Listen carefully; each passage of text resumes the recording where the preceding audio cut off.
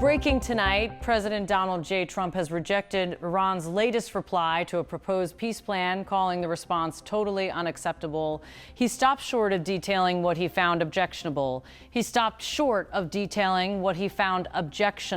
But his dismissal caps weeks of stalled negotiations and renewed uncertainty over whether diplomacy can still end a war that has reshaped geopolitics, energy markets, and alliances across the Middle East and beyond. At the same time, Israel's prime minister and the U.S. president spoke by phone, and the two are expected to raise the matter this week when Mr. Trump travels to Beijing for a high-stakes summit with China's leader, Xi Jinping. The trip was billed as a major diplomatic moment, a chance to push on trade, security, and the conflict in Iran. And Mr. Push on trade, security, and the conflict in Iran, and Mr. Trump has said he approaches it with confidence. He said, my relationship is very good with President Xi. I don't know the other leaders, but President Xi is a good man, smart man, loves China, and I look forward to being there. We did this once before, and it was amazing. It's going to be an amazing, I think it's going to be an amazing dream. Those are the public lines. Behind them lie hard technical disputes and blunt strategic choices that have turned a negotiation over ceasefires and sanctions into a conversation about the future of Iran's nuclear program, the security of the Gulf, and the global supply chains that sustain modern life.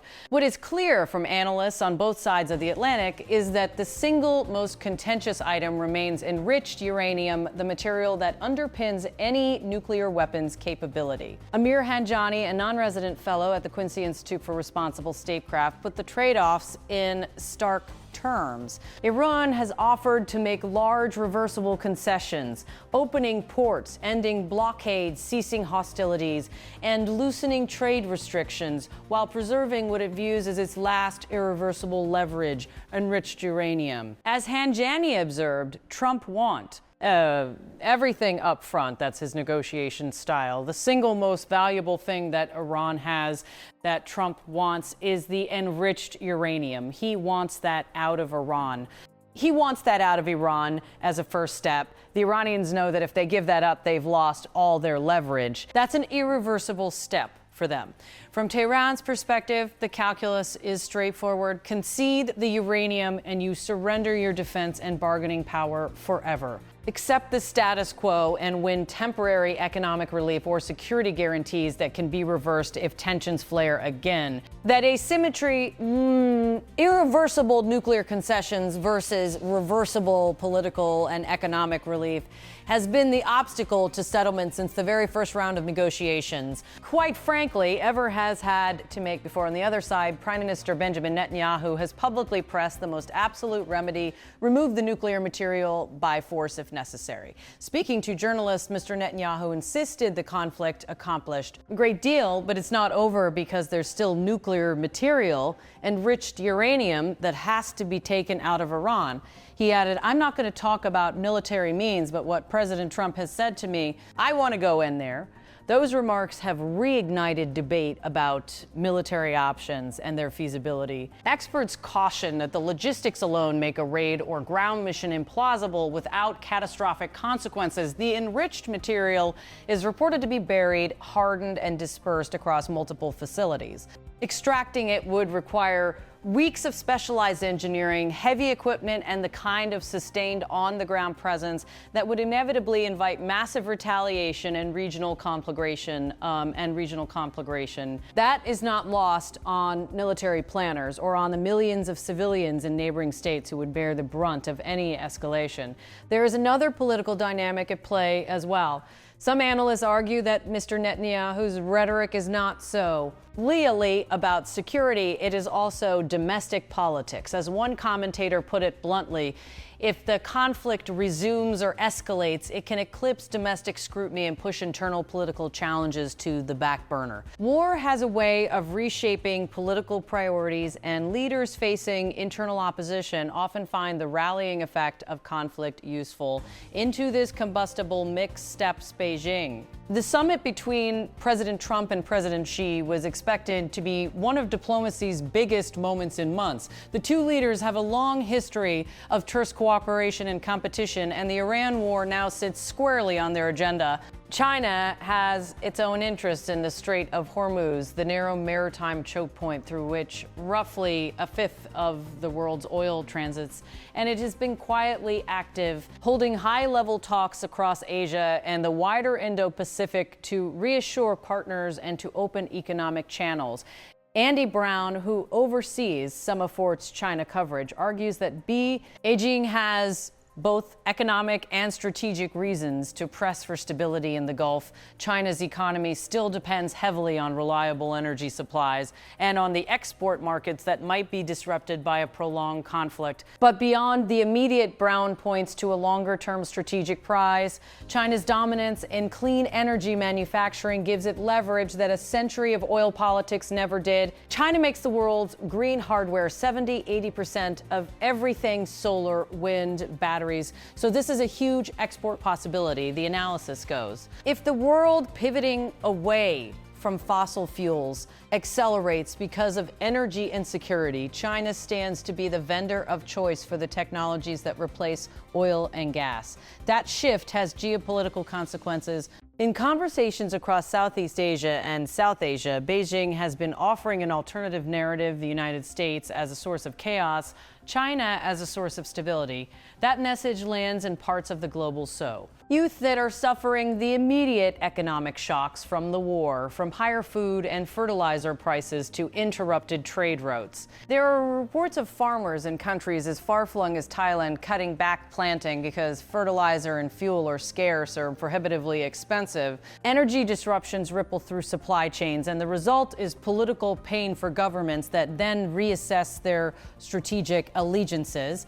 It is not only developing countries that feel the strain. America's Gulf partners have mixed responses. Oman and Qatar have favored pragmatic diplomacy and a negotiated off-ramp.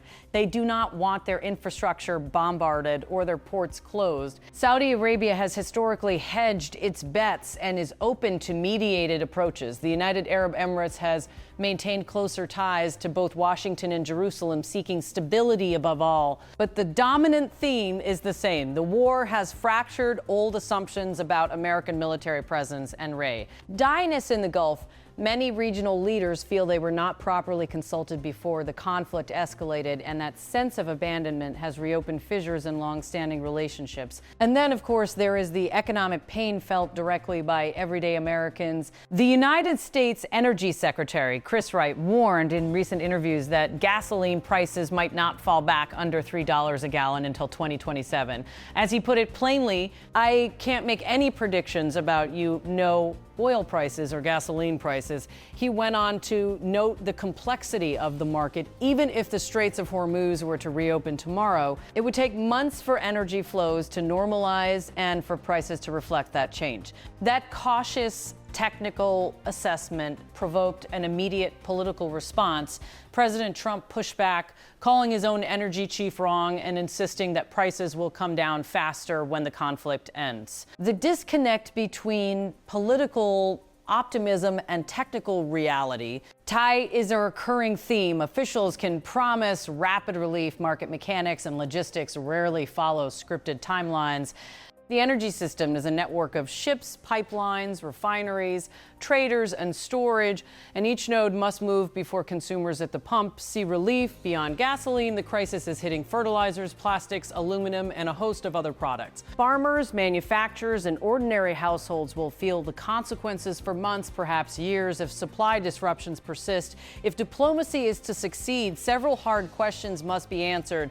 Erskine negotiators construct a framework in which Iran gives up its most dangerous capabilities while receiving durable, verifiable guarantees that sanctions relief and security will last. Iran's fear that concessions can be reversed underpins its resistance. Any useful agreement must therefore make reversal costly and provide robust verification mechanisms that reduce temptation on both sides. Second, can regional actors be brought into a stable architecture of security that reduces incentives for outside intervention? Gulf states want assurance their infrastructure will be protected. Israel seeks guarantees about regional threats, and Iran wants security guarantees and economic breathing room. Balancing those demands requires patient diplomacy and third-party guarantees uncertainties, a role which China, the United States, and perhaps neutral mediators could play. Third, what are the political trade-offs for leaders who are deeply invested in maximalist outcomes? When national leaders speak of going in, of removing nuclear material by force, they are often signaling to domestic audiences as much as to foreign capitals. That dynamic complicates negotiations because it shortens political horizons and raises stakes for miscalculation. The Chinese summit this week will test whether Washington and Beijing can find common ground to stabilize markets, reopen maritime corridors, and support a negotiated settlement, or whether the summit becomes another forum for competitive posturing. President Xi, whose government has opened a wide diplomatic outreach across Asia and the global south, will press for ending disruptions that damage China's exporters and its developmental partners. For his part, President Trump has cast the trip as an opportunity to secure economic wins and a diplomatic reset,